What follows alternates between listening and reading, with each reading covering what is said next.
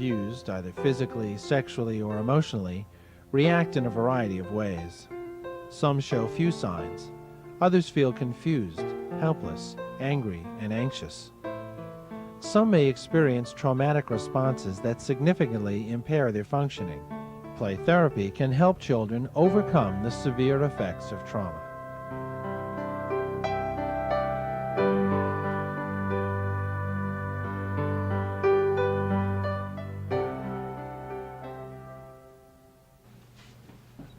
Play therapy can be a very effective treatment approach for children who have been traumatized.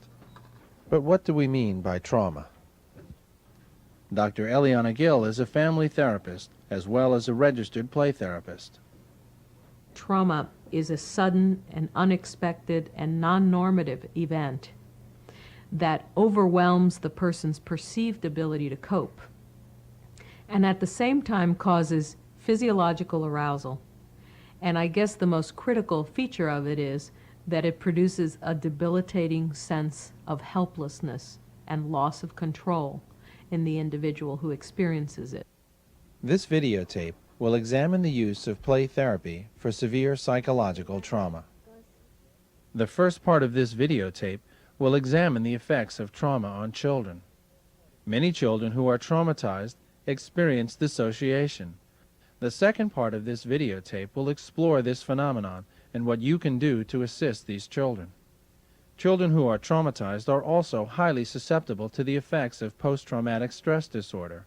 The final segment of this tape will examine the effects of PTSD on children, looking especially at the unique form of play these children often exhibit, post-traumatic play. Andrew, were these the pets of the cowboy? The gorilla was the pet? I think that when we're working with traumatized children, that we have children who appear to us in a fragile state.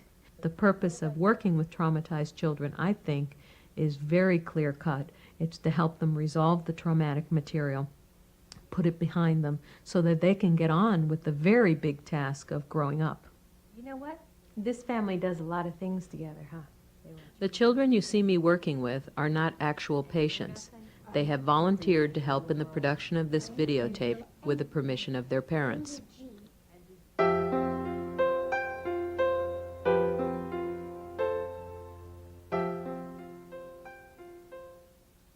When children are traumatized, they feel overwhelmed by the abuse event and lose their sense of control over their lives, leaving them feeling helpless and fearful. The effects of abuse on children are severe. However, not every child who is abused is also traumatized. All children who are abused are victimized, and they are exploited, and they are in some way harmed. However, the children who are traumatized by that experience are really a subset of abused children. And if the child continues to have all of those negative experiences and that level of difficulty, which is extreme after an abuse experience, then I think we have to think of the child as a child who has been traumatized by the event. When children are traumatized, they may exhibit several responses, including a persistent startle response, irritability, explosive outbursts of anger, a fixation on the trauma, an overall decrease in functioning, dreams punctuated by nightmares and flashbacks, disturbances of cognition, and dissociation. Children are at greater risk than adults for traumatic effects because they don't yet have an established identity and their coping behaviors are still limited. Play therapy offers them a methodology through which the therapist can help them process the event and move on with their lives. I think that the best way to be helpful to kids is to facilitate a process by which they deal with traumatic material, because that seems to be the most helpful thing we can do for them. And at the same time, I don't think forcing and coercing and focusing only on traumatic material is necessary. You have to let kids pace a little bit as well. So I make invitations to children.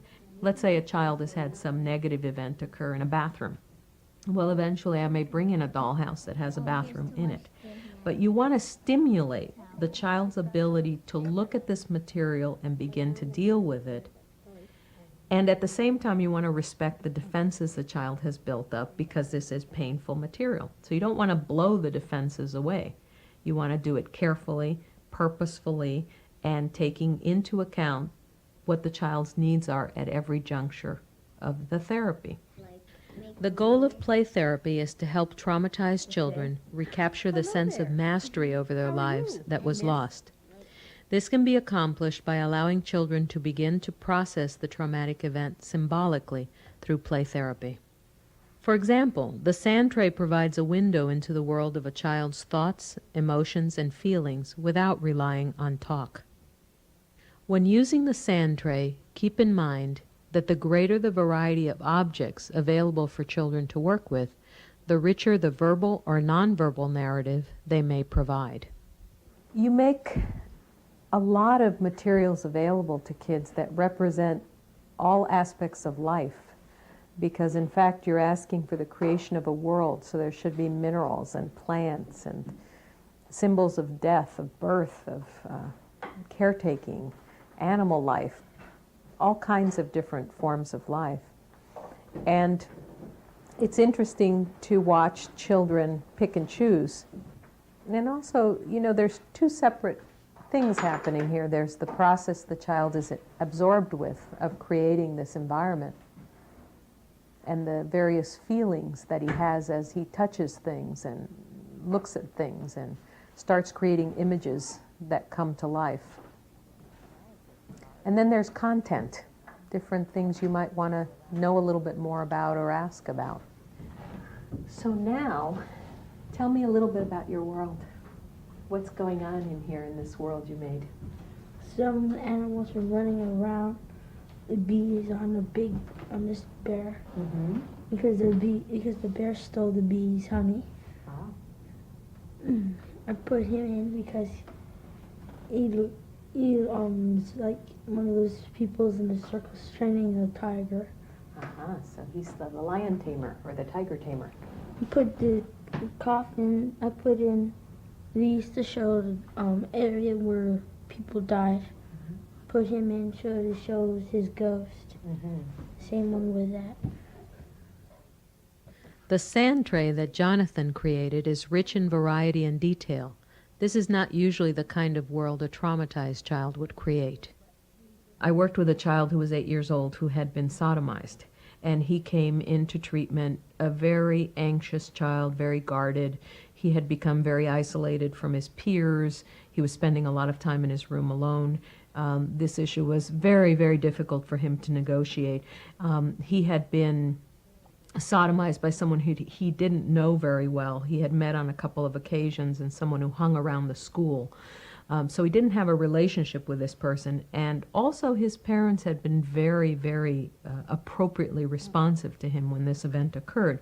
So there were certain elements that were there that might mitigate the negative impact of this event. That is that his family was so responsive and really there was no prior relationship to this person who had hurt him.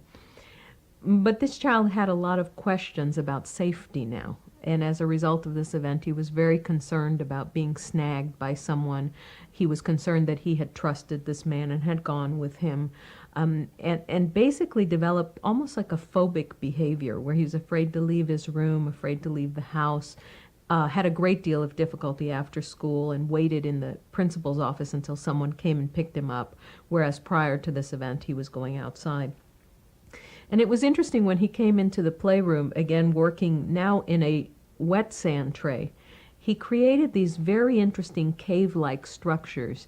He brought in toilet paper rolls, those little cylinders, and he brought them in, and he started building these cave-like structures with these little cylinders inside. The next thing that he did was he took these little tiny figures, and he picked only the male figures. He took the little tiny male figures and inserted them into these cylinders under these mounds of wet sand. And they started building a life in there, and he called this the safe underground. He then would come in and he would bring little food for them and put little food in there, And they basically had, he would put little pieces of cotton in there so they would have something soft to lay down on. He did all kinds of interesting things with his safe underground. And this became, symbolically, a world that he created where no bad things would happen. And of course this is very nice to see a child do, but at the same time, if phobia is the problem, you don't want to too much encourage this safe underground world where he never comes out again.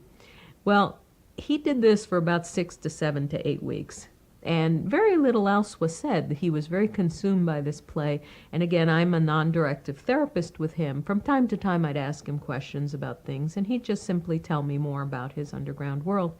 And then eventually what happened was he brought some straws in, and I didn't know what that was about, but he very carefully put the once his structure was built and his people were inside, he started putting the straws coming out from those structures. And so, of course, I asked a little bit about the straws. Well, the straws were so that the light would get in. So now we're beginning to see a very safe underground world, but there's some contact with the outside world. And then we started talking a little bit more about the life they were having inside and how there were certain things they didn't have available to them, like they didn't have TV, and they didn't have good schools to go to, and things like that. And so we talked about the advantages of this safe underground world, and then some of the disadvantages of the safe underground world. And then eventually he started he put a little triangle on the straws, and what that was something whereby the kids could look out and see, and they could turn it to look around and see if everything was going to be safe outside. Now, as this child is doing this, he's also behaviorally beginning to act differently in the school setting. So he's beginning, for example, to come outside to recess more. He's beginning to allow himself to experiment with other children. And so you see that this work is very much in contact with what's happening outside the therapy. Well, eventually, the story that happens with the underground world is that the kids come out and start experimenting slowly with seeing what it's really like outside. And then we talk about the advantages of a safe over-the-ground world, and he built this very, very nice kind of little village outside where the kids could come out, but they always had their little safe underground world to go back to, and eventually the kids would come out and stay longer and longer periods of time. So it's really neat to watch how kids can bring up the issues they need to, work on them the way they need to, take the time they need to do it, and basically, again, the clinical posture is to be supportive, to be witness whatever the child does, to give unconditional approval of the things that the child does in the play, and to ask questions or to pose questions so that the child can eventually begin to think a little bit more about other possibilities.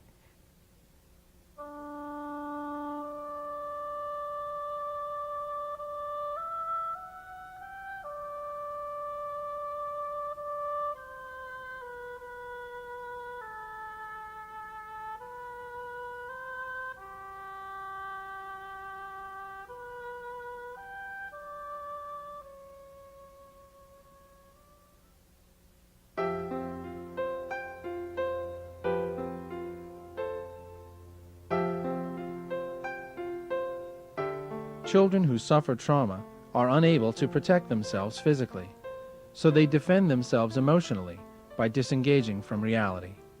The essential features of dissociation are a disruption in the usually integrated functions of consciousness, memory, identity, and perception of the environment. The more chronic and severe the trauma, the greater the likelihood of dissociation.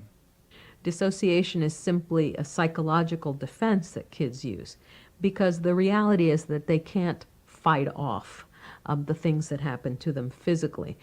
So this is a way emotionally that they use to protect themselves. And kids dissociate in lots of different ways. Sometimes they pretend to leave their bodies, and they have these images of floating outside of themselves. And I've had kids who say to me, "I wasn't there," or "It didn't happen to me." And when I say to them, "Who did it happen to?" they say, "The other little girl." Then I might say, "Draw a picture of that other little girl." Well, that other little girl is the part of them that was able to leave so that they didn't feel hurt. So in a way, what it does is it postpones the hurt that a child can experience if they stay intact emotionally and physically, congruent at the moment that the abuse is occurring. Artwork can be a revealing medium for working with children who may be experiencing dissociation. Let's look at the work of a child who is not dissociating. Obviously, this is a pretty well-organized tree, very robust, as opposed to some of the trees that we sometimes see, which are pretty depleted and disorganized and clear they don't have a lot of stability in them. Chris is also using the paper very well. Sometimes with some of the children that we work with who have had difficult experiences, you find an inability to really use the space well. It's almost as if they're overwhelmed by the boundaries of the paper, and so they make very, very small little figures and very small little trees and things like that. Chris is using, obviously, a lot of space and using very bold colors, and, you know, obviously a young man who feels pretty confident about himself. The qualities that Chris's painting reveal are in stark contrast to the work created by children who are traumatized and dissociating. This is a picture that was drawn by a 9-year-old child, and he had been through a variety of different types of abuse. He was neglected, he was sexually abused by his mother, and he was physically abused by both mother and a boyfriend at the time. So he had a lot of difficulty with his own sense of self. He was a child who dissociated quite frequently, and he would do it in two primary ways. The first one was the use of seeing himself as a robot, and in his back you can see a little box, and he said that's a door, and you open it, and then you turn on or you turn off. And then he proceeded to say that depending on whether he was on or off, he would mobilize or not mobilize. The other way that he used to dissociate, however, was that he would behave and see himself as if he was a small animal. And so you can see that he's got a tail coming out of his back as well.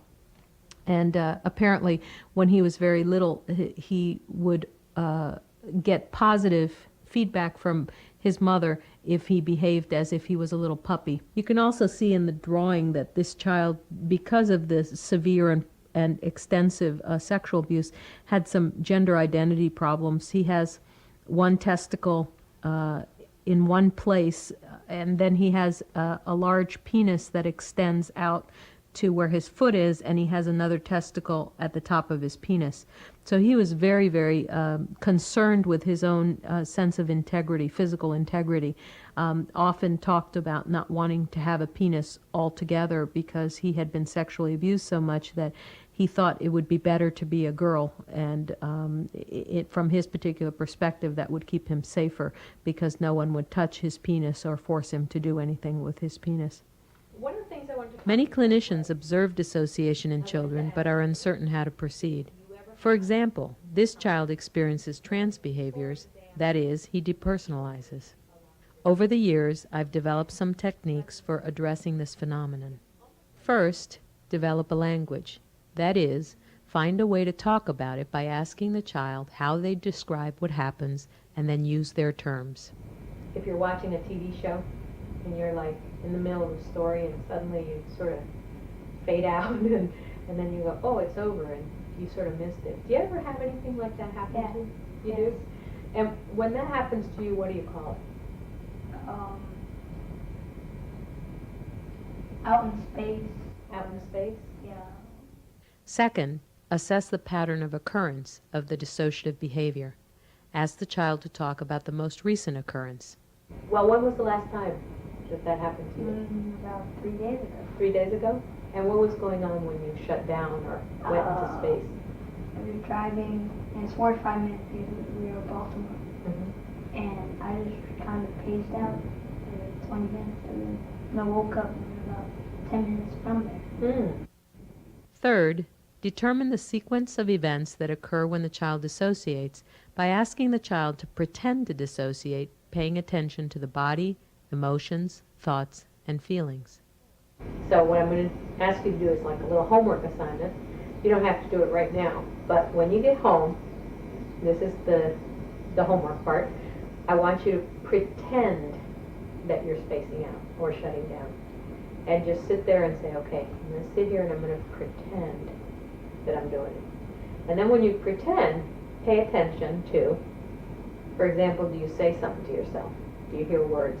You know, something you say to yourself like, be quiet, or, you know, I don't know what you would say, but some words that you might. The other thing I want you to pay attention to is, as you say to yourself, I'm going to pretend to do this, notice what your body does. You know, like, do you put your feet on the ground? Do you lie down? Do you shut your eyes? Do you open your eyes? Some people stare at one little part. Sometimes I just go.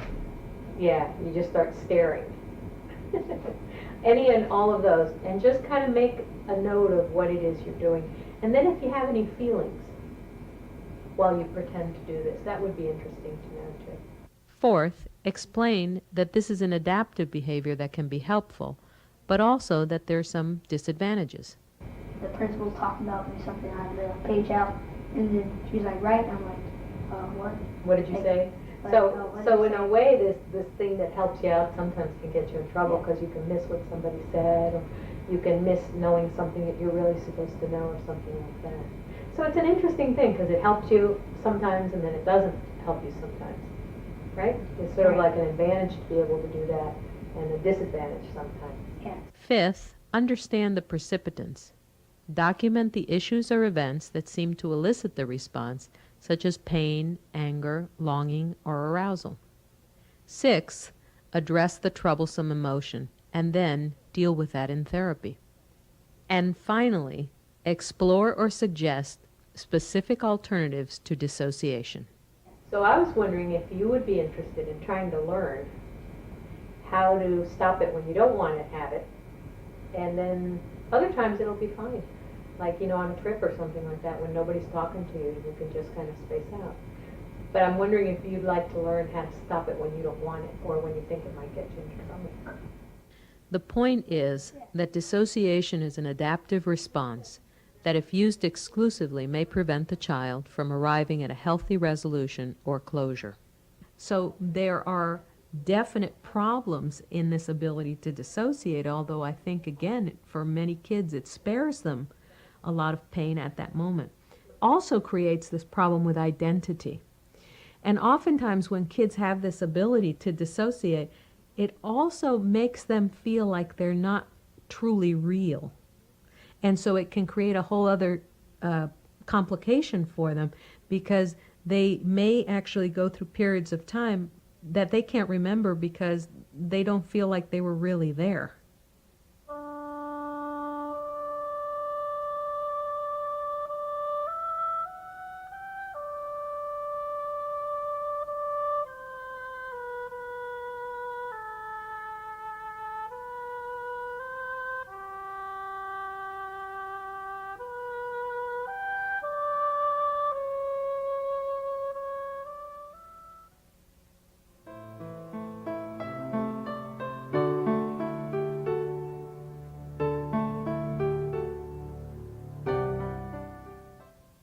Good night, everybody. When the abuse event is resolved, the child disengages from the trauma, feels a renewed sense of control, and can move forward towards new experiences without feeling vulnerable or in danger. When the trauma is not resolved, however, the individual continues to feel threatened and vulnerable. Post-traumatic stress disorder signals that the individual is still living in the climate of the trauma, either through dreams, sensations, or emotions. A child with PTSD can be helped by bringing the trauma to conscious awareness and by working through the thoughts and feelings associated with the event. With children who are traumatized, these symptoms persist over a very long period of time and don't seem to decrease. As a matter of fact, sometimes they seem to increase, so that the overall effect is that a child who is traumatized is living in the climate of the trauma, so that everything they see reminds them of the trauma. Everything they hear reminds them of it. They're constantly triggered by all the stimuli out there to be directly in contact with that event again. They feel as if it's happening to them all the time. I've had kids who will say to me, I feel like he's touching me right now, or I feel like she's doing that to me right now. That's a traumatic response. There's usually a great deal of PTSD, post-traumatic stress disorder, symptoms, numbing, volatility, intrusive flashbacks, auditory hallucinations, physical sensations reminiscent of the event. This is an interesting example of a child who was suffering from PTSD symptoms. She was 5 years old and suddenly started wearing 6 and 8 pairs of underwear at school. And the teacher thought that was noteworthy and referred her in for treatment. When I asked her to draw a picture of herself, she draws not only herself, but what appears to be the face of another person. When I asked her to tell me about that piece of the drawing, she said that was the bad man. When I asked her what the man did or said that made him bad, she started talking about him whispering in her ear. And really what she started describing was, in PTSD terms, auditory hallucinations. And the fact was that ever since she had been hurt by this person, she heard his voice, was constantly reminded of him through smells in the house. Whenever she was in bed, she couldn't tolerate being there because that was where she had been abused, so she would get out of bed. And probably the most telling sign was that she felt in her body that she had to cover up more and more all the time because she felt so exposed and vulnerable. And those are all signs of PTSD. These symptoms seem to be related to the level of the child's feelings of helplessness and loss of control as a result of the abuse. I've worked with some kids, for example, who are clearly able to say to me, well, this happened to me, but I fought back.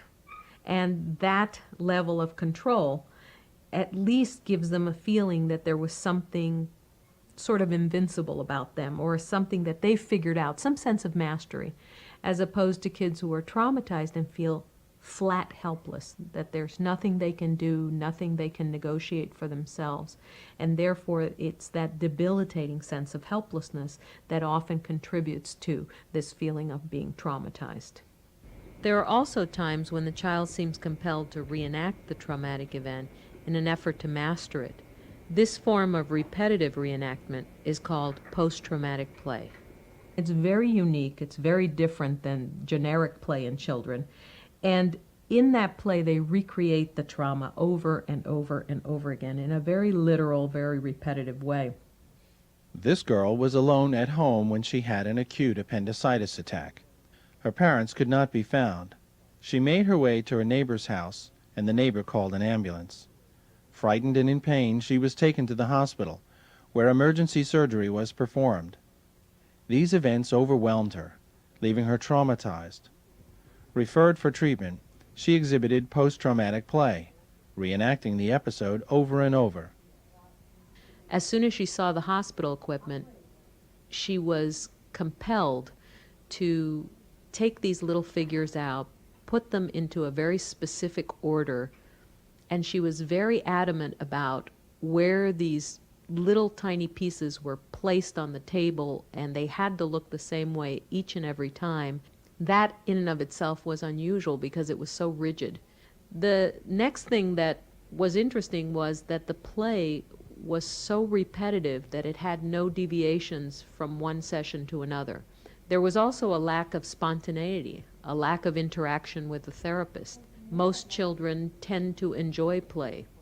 She never appeared to be experiencing any pleasure whatsoever. She seemed self-absorbed in the play, and it looked like she was in a kind of a trance when she was doing the play. Post-traumatic play has several features, including compulsive repetition, an unconscious link between the play and the real event, the literalness of the play, the failure to relieve anxiety, a depiction of danger, and the lack of spontaneity and enjoyment. Post-traumatic play has the potential to be beneficial. For example, the child moves from a passive to an active state. He or she also controls the reenactment and revisits the event in a safe environment. allowing the child to regain some sense of mastery. But letting a child continue to do post-traumatic play long-term can be dangerous if the child does not experience a release from the anxiety and if it reinforces his or her feelings of terror, helplessness, and vulnerability.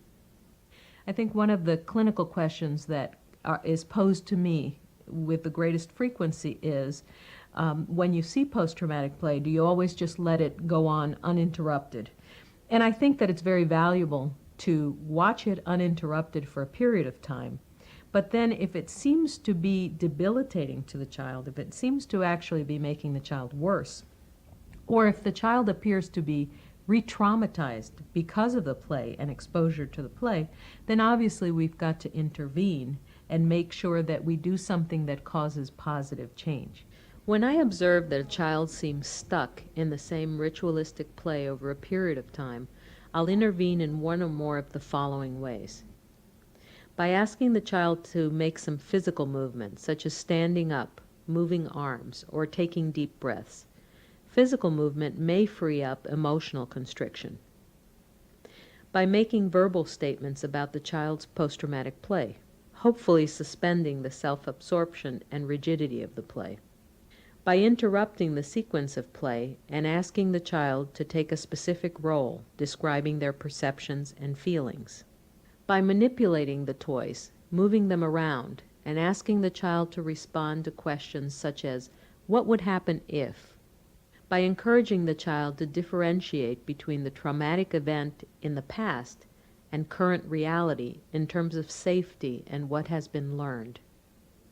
And finally, by videotaping the post-traumatic play and watching the tape with the child, allowing him or her to stop it and discuss what is being observed. Simply reenacting the trauma over and over again without any resolution may reinforce the child's sense of helplessness and lack of control. It is useful in these situations to take an active role in helping the child enter and maneuver the play, actively commenting or interrupting the sequence of events.